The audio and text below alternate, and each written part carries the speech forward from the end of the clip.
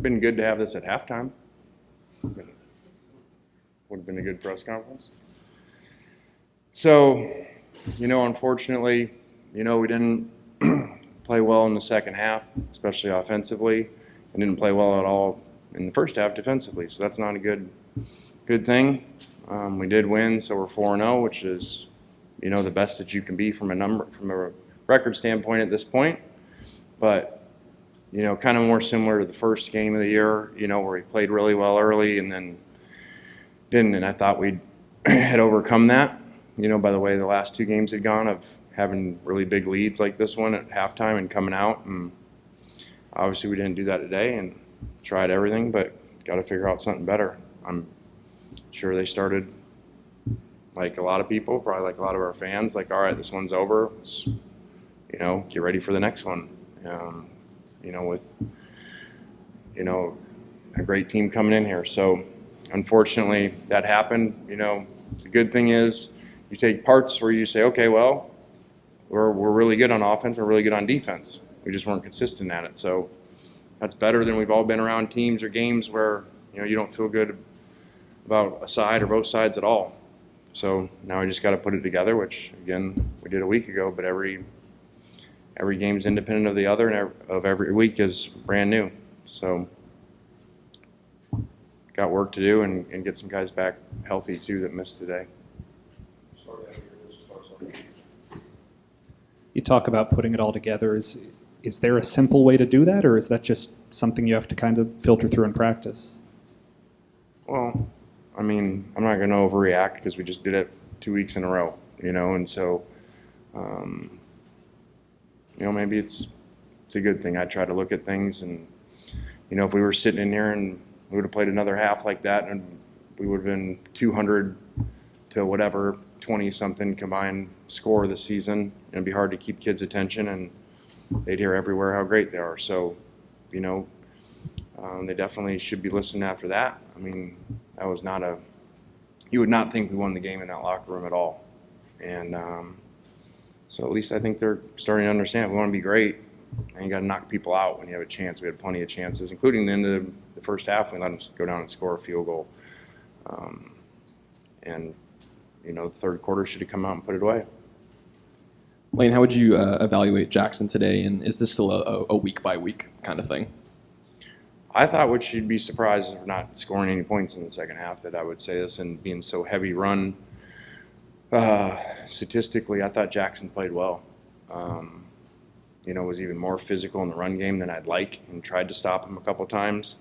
No, we ideally didn't want to run him so much, but sometimes that's just what they do on the reads. And even when it's not a quarterback read, if they bring an extra guy, he's got to pull it. So I thought he was good, smart with the ball. He's kind of in every game had one of those that you want to take back. And, he overthrew a guy, but I'm talking about a really poor decision. So that was good. And it really was a different game once we started moving. They got out of what they do and, ended up playing man-to-man, which is unusual for them, and said, hey, if these guys do that, that's got to come up to you outside receivers. You got to go take the game over, and at times, Malik and Mingo were doing that, and then we missed them a couple of times too. I know Tulsa was presenting a challenge that y'all hadn't had much in terms of passing offense, but just kind of overall, what did you see out of your defense that they even at times struggled with the run and just kind of everything today? Well, I think, too, when you build plans to play against number one passing offense, you're going to have to get lighter boxes and, let people run some. And, and then that back that they were running with was really big. And that's hard when you're in light boxes to handle big backs that fall forward. And really, no disrespect, because I think the first quarterback's really elite passing game and everything, but I'd rather him in than when you can't tackle the guy and he's running around. So the other guy ran around and we kept missing him. So, not a good combination. We weren't covering them real well early with the run, and then we were beating them with the pressures, and they were just missing this guy. You went pretty heavy with Quinshon in the second half. Was there a reason that Zach didn't get more carries in the second half? Yeah, that was a medical thing. Lane, how would you evaluate for 60 minutes just the way the offensive line played across the board? for kind of what I've been saying in general. First half seemed very different. Now we presented some problem things to them, similar to Arkansas a year ago, and what we did offensively, things we hadn't shown that I think did well early. And then when we had to just run, it kind of got mushed up, and they did a better job on defense. So, and then Buckshot was hurt, tried to play hurt, but you could see the snap issues going on there, and so we had to take him out. So guys got to step up and play well.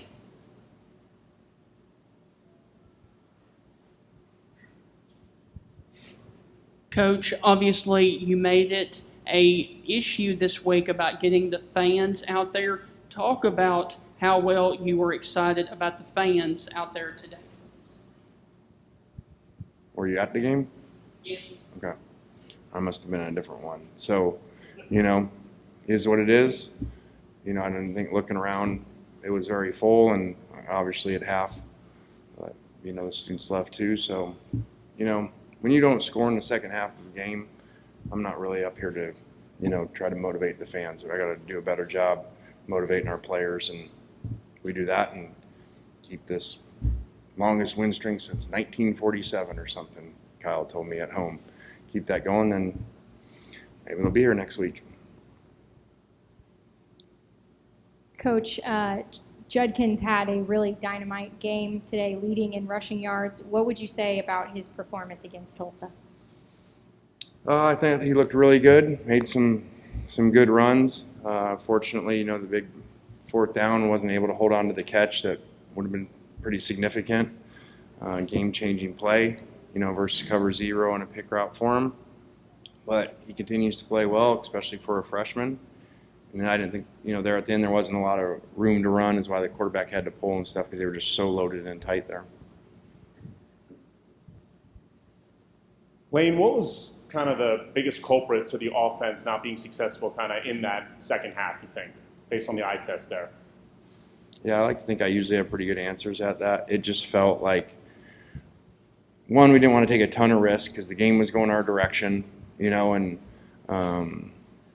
and so we got a little conservative, which, again, the point is to win the game, even though it doesn't make myself happy and others happy when it ends like that. But and then we just missed a few things too. We missed a couple times with Malik, just underthrowing him and overthrew Mingo on another fade. So when they're all up in there and they're playing man, and that's really where we felt our matchups were in our favor with our outside receivers. One time we score on it, another time we hit a fade, and then we missed whatever 3 or 4 of them. Would be a big difference. Coach, are you able to give us an update on J.J. Pegues or Kari Coleman? Yeah, I think they'll both play next week. I think J.J., could have played if we had to this week. It wasn't a disrespect to the opponent. It was just long-term, not, something he could hurt worse. So, we didn't play him. Coach, this was your biggest test of the season so far. What are you expecting going into conference play next week? You get Kentucky at home. What does today's performance say about how your guys are going to improve for next week? I think it's – I don't like it, obviously, in the moment, but you guys hear me talk about obstacles away. Like, you realize, okay, it was good. So once we watch it, once we're able to have a lot of good things to show them where we didn't do the right things, I think it'll get their attention, and we'll come out and play better, with that, hopefully. So can't pick and choose when you're going to play good, what plays, by what the score is, what stadium you're in. And unfortunately, we did that in the second half today. In the first 3 games, there was kind of a plan to get Luke Allmeyer some snaps in some capacity. Was that the plan today, and the game went differently? What was kind of the plan going in? Yeah, we have a plan right now with Luke that, just kind of, we've sat down with him and his family and have a plan for him, and, he's our backup quarterback, so we're on the same page.